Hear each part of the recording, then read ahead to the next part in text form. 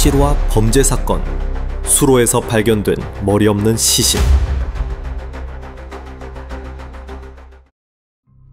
2002년 수도에서 멀지 않은 작은 마을에서 평범해 보였던 어느 날 아침, 천지를 뒤흔들 만한 사건이 시작되었다. 한 마을 주민이 평소 습관대로 아주 일찍 일어나 그물과 어망을 챙겨 마을 변두리 도랑으로 향했다. 깨끗한 물 덕분에 물고기와 새우가 매우 많이 번성했다. 그는 이 사실을 잘 알고 있었고 자신의 경험으로 그저 능숙하게 그물을 사용하기만 하면 풍족한 식사를 쉽게 구할 수 있었다. 그물을 한번 휘두르기만 해도 통통한 붕어 두세 마리를 쉽게 잡을 수 있었다. 그는 자신의 성과에 만족하며 미소 지었고 오늘 또 풍년일 것이라고 생각했다. 졸졸 흐르는 물소리와 바구니 안에서 뛰는 신선한 물고기들이 어우러진 평화로운 이른 아침 풍경은 곧 드러날 비극과는 완전히 대조적인 매우 평화로운 시골 풍경을 자아냈다. 며칠에 한 번씩 그는 도랑에 가서 물고기를 잡았다. 이것은 단지 음식을 더 얻는 방법일 뿐만 아니라 운동을 하고 맑은 공기를 즐기는 노년의 즐거움이기도 했다. 이 습관은 여러 해 동안 계속되었고 그는 도랑의 모든 구비와 둣가의 모든 덤불을 송금 보듯 꿰고 있었다. 바로 이 익숙함 때문에 그는 그 운명의 날 아침에 뭔가 이상하다는 것을 즉시 알아차렸다. 일에 집중하고 있을 때 그는 우연히 무언가를 흘끗 보았다. 불안감이 갑자기 마음속에 일었다. 그것은 그가 이 도랑에서 평소에 보던 어떤 것과도 닮지 않았다. 그는 눈을 가늘게 뜨고 물 위에 천천히 떠있는 물체를 더 자세히 보려고 애썼다. 멀지 않은 도랑 한 구비에 흰색 물체가 물 위에 둥둥 떠 있었는데 매우 이상해 보였다. 처음에는 강씨가 아마 죽은 돼지 사체가 누군가 무심코 도랑에 버린 것이라고 생각했다. 시골에서는 드물지 않은 일이었다. 그는 동물 사체라고 확신하며 더 가까이 다가갔다. 그는 속으로 어느 집에서 이렇게 부도덕한 짓을 하여 죽은 돼지 사체를 여기에 버려 도랑 전체를 더럽혀 쳤는지 궁금해했다. 가까이 다가갈수록 물체의 형태가 더 뚜렷해졌지만 그가 상상했던 것과는 전혀 달랐다. 거리가 좁혀졌을 때 끔찍한 진실이 그의 눈에 들어왔다. 심장이 멎는 듯했고 숨이 가빠졌다. 그는 떠다니는 물체가 결코 돼지 사체가 아니라는 것을 깨달았다. 그것은 벌거벗은 채 약간 부패한 상태의 여성 시신이었다. 하지만 가장 끔찍한 것, 강씨를 혼비백산하게 만든 것은 바로 그 시신의 머리가 없다는 것이었다. 눈앞의 끔찍한 광경에 그는 잠시 할 말을 잃었고 이내 날카로운 비명이 이른 아침의 정적을 갈랐다. 잠시 정신을 차린 후 그는 즉시 경찰에 전화하여 자신의 끔찍한 발견을 신고했다. 신고를 받자마자 경찰 병력이 신속하게 현장에 도착했다. 그들은 즉시 중요한 단서를 보호하기 위해 도랑 주변 지역을 봉쇄했다. 사건은 빠르게 마을 주민들의 많은 관심을 끌었고 그들은 멀리서 모여 걱정과 두려움에 찬 표정으로 웅성거렸다. 현장 예비 조사를 마치고 관련 증거물을 수집하고 첫 번째 증인인 마을 주민의 진술을 확보한 후 당국은 시신 인양 작업을 진행했다.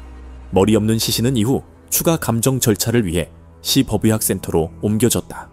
법의학 감정실에서 전문가들은 시신 부검을 신중하게 진행했다.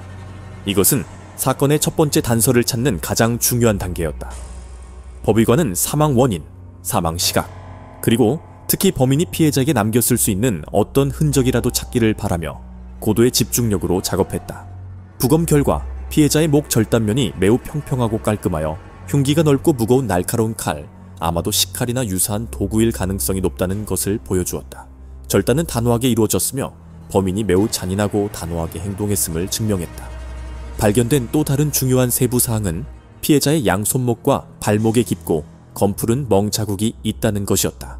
법의관은 이것이 밧줄이나 유사한 물건으로 묶인 흔적이라고 판단했다.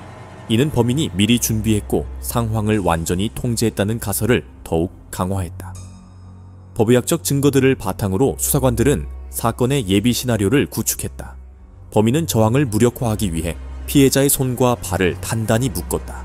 아직 확인되지 않은 방법으로 여성을 살해한 후 그는 신원 확인을 어렵게 하기 위해 날카로운 흉기로 피해자의 머리를 절단했다. 사건은 즉시 중대사건 전담팀에 배정되었다. 긴급회의에서 수사관들은 초기 정보를 종합했다. 피해자는 여성이었고 추정 연령은 25세에서 30세 사이였다. 사인은 질식사로 확인되었고 그 후 범인이 피해자의 머리를 절단했다. 경찰은 동시에 여러 조치를 시행했다. 그들은 목격자를 찾기 위해 인근 지역 주민들을 조사하고 신문했으며 누군가 이상한 것을 보았기를 바랐다. 동시에 다른 수사팀은 최근 실종 신고된 사건들의 기록과 시신을 대조하는 데 집중했다. 수사가 막다른 골목에 이른 듯 했을 때 나흘 후 뜻밖의 실마리가 나타났다. 수도에서 온 한 남자가 아내가 며칠째 소식 없이 실종되었다고 경찰서에 신고했다. 그는 매우 걱정하고 불안해 보였다. 이 남자는 즉시 시신 안치실로 안내되어 시신을 확인했다. 시신은 온전하지 않았지만 점, 흉터, 체격 등 남은 신체적 특징을 바탕으로 그는 고통스럽게 머리 없는 여성 시신이 실종된 아내임을 확인했다. 사건의 첫 번째 매듭이 마침내 풀렸다. 남편의 진술에 따르면 2002년 9월 19일 그의 아내 리사 씨가 휴대폰을 도난당했다. 연락이 필요했기 때문에 그녀는 즉시 새 휴대폰을 사야 한다고 말했다. 이것이 그가 아내가 실종되기 전 아내의 계획에 대해 알고 있던 마지막 정보였다. 남편은 아내의 말을 듣고 새 휴대폰을 사라고 $300를 주었다고 말했다. 이 금액은 크지 않았지만 피해자가 저렴한 휴대폰 가게에 갔을 수 있음을 시사했다. 이것은 수사관들이 수색 범위를 좁히고 해당 지역의 휴대폰 가게에 집중하는 데 도움이 되는 세부 사항이었다. 남편의 진술을 바탕으로 경찰은 리사 씨가 갔을 가능성이 있는 휴대폰 가게들을 신속하게 조사했다. 여러 차례의 수사와 문의 끝에 그들은 피해자가 살해되기 전 들렀던 한 가게를 특정했다. 수사관들은 리사 씨의 사진을 휴대폰 가게로 가져가 직원들에게 보여주었다. 다행히 한 판매 직원이 사진 속 여성을 알아보았다. 이 직원은 리사 씨가 실종 당일 자신들의 가게를 방문한 고객이 맞다고 확인했다. 판매 직원은 그날 리사 씨가 실제로 휴대폰을 보러 가게에 왔다고 말했다. 그녀는 몇 가지 모델을 살펴보았지만 별로 관심이 없는 듯했다. 직원은 그녀가 꽤 망설이며 계속 가격을 물어보았기 때문에 이 사실을 똑똑히 기억했다. 리사 씨는 직원에게 더 저렴한 휴대폰 모델이 있는지 물었다. 가지고 있는 돈이 전시된 휴대폰을 사기에는 부족했기 때문이다. 그녀의 태도는 휴대폰이 정말 필요하지만 재정적으로 어려움을 겪고 있음을 보여주었다. 그녀가 망설이고 있을 때 근처에 서 있던 낯선 남자가 그녀에게 말을 걸었다. 잠시 대화를 나눈 후 리사 씨는 그 낯선 남자와 함께 휴대폰 가게를 나섰다. 판매 직원은 그들이 꽤 친해 보였고 어떤 합의에 이른 것 같았다고 어렴풋이 기억했다. 증인이 마지막으로 본 모습은 두 사람이 함께 문을 나서는 것이었다. 증인의 진술로 리사 씨를 데리고 나간 남자는 즉시 주요 용의자가 되었다. 그의 인상착의와 특징은 가게 안의 증인들에 의해 묘사되었다. 수사 기법과 광범위한 조사를 통해 경찰은 신속하게 용의자의 신원을 확인했다. 그의 이름은 진도였고 평판이 좋지 않은 자였다. 하지만 경찰이 그의 거주지를 찾아갔을 때는 이미 너무 늦었다. 그는 사건 발생 직후 흔적도 없이 사라졌다. 용의자가 도주한 상황에 직면하여 경찰은 진도에 대한 전국 수배령을 내렸다. 그의 사건 파일, 사진, 정보가 전국의 경찰서로 전송되었고 범인을 신속하게 체포할 수 있기를 바랐다. 하지만 진도는 매우 교활한 자였고 매우 교묘하게 숨어 어떤 흔적도 남기지 않았다. 아무도 범인 추적이 거의 20년 동안 이어질 줄은 예상하지 못했다. 사건은 점차 시간의 먼지에 덮여 해결되지 않은 골치 아픈 사건 중 하나가 되었다. 18년 후인 2020년이 되어서야 기술 발전과 경찰의 끈질긴 노력 덕분에 진도의 행방이 사건 현장에서 수천 킬로미터 떨어진 한 지방에서 발견되었다. 즉시 경찰 수사팀이 이곳으로 출동했다. 그곳에서 그들은 진도가 한 건설 현장에서 하청업자로 일하고 있는 것을 발견했다. 그는 이름을 바꾸고 과거의 범죄를 숨기기 위해 완전히 새로운 신분을 만들었다. 경찰관들이 접근했을 때 진도는 꽤 침착한 태도를 보였다. 그는 경찰이 사업상의 분쟁이나 채무 문제 때문에 자신을 찾아왔다고 생각했다. 그는 이것이 평범한 채무 독촉이라고 생각했고 경찰관들의 등장을 전혀 심각하게 여기지 않았다. 이런 자신감은 그가 자신의 범죄가 잊혔고 새로운 신분이 완벽하여 발각될 수 없다고 완전히 믿고 있음을 보여주었다. 하지만 한 경찰관이 또렷하게 "우리는 수도에서 왔소" 라고 말하자 진도의 태도는 180도 바뀌었다. 그의 얼굴은 갑자기 창백해졌다. 눈은 커졌고 뚜렷한 공포와 놀라움을 드러냈다. 더 이상의 설명 없이 진도는 그 자리에서 즉시 체포되었다. 그 후 그는 거의 20년간의 도피 생활 끝에 정의의 심판을 받기 위해 수도로 이송되었다. 살인범을 범행 장소로 데려가는 비행은 지역 형사사에서 가장 복잡하고 오래 지속된 사건 중 하나의 종결을 의미하기도 했다. 취조실에서 부인할 수 없는 증거들과 심한 심리적 압박에 직면하여 진도는 마침내 고개를 숙이고 죄를 인정했다. 그는 18년 전 살인사건에서 자신이 저지른 모든 범죄 행위를 자백했다. 진도는 그날 휴대폰 가게에 있을 때 우연히 리사 씨를 만났다고 진술했다. 그녀가 휴대폰 살 돈이 부족하여 안절부절 못하는 것을 보고 진도는 먼저 말을 걸었다. 그는 왜 더 좋은 휴대폰을 사지 않느냐고 물었고 리사 씨는 돈이 부족하다고 솔직하게 대답했다. 리사 씨의 외모가 마음에 들었던 진도는 그녀처럼 예쁜 사람이 돈 버는 것이 뭐가 어렵겠냐며 추파를 던졌다. 그런 다음 그는 리사 씨에게 자신과 놀아주면 사례금으로 수백 달러를 주겠다고 음탕한 제안을 했다. 돈의 유혹 앞에서 리사 씨는 잠시 망설이다 고개를 끄덕였다.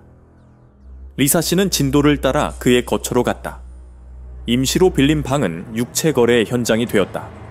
모든 것은 침묵 속에서 이루어졌지만 범죄의 씨앗은 이미 싹트기 시작했다.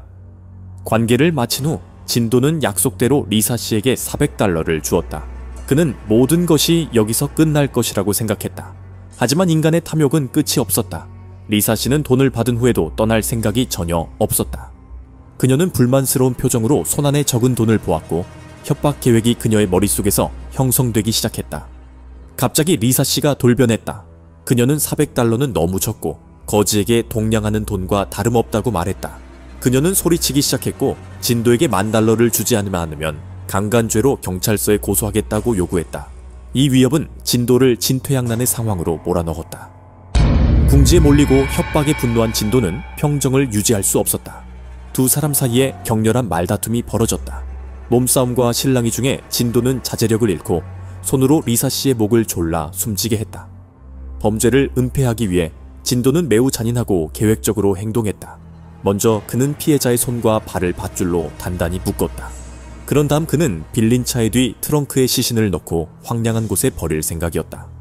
시신 신원 확인을 막기 위해 진도는 더욱 잔인한 결정을 내렸다. 그는 시카를 사용하여 리사 씨의 머리를 절단했다. 이 야만적인 행동은 수사를 어렵게 하려는 목적뿐만 아니라 범인의 완전한 인간성 상실을 보여주었다.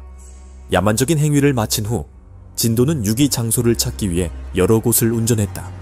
마침내 그는 외딴 곳이고 사람이 거의 다니지 않는다고 생각되는 작은 마을 도랑에 시신의 몸통 부분을 버리기로 결정했다.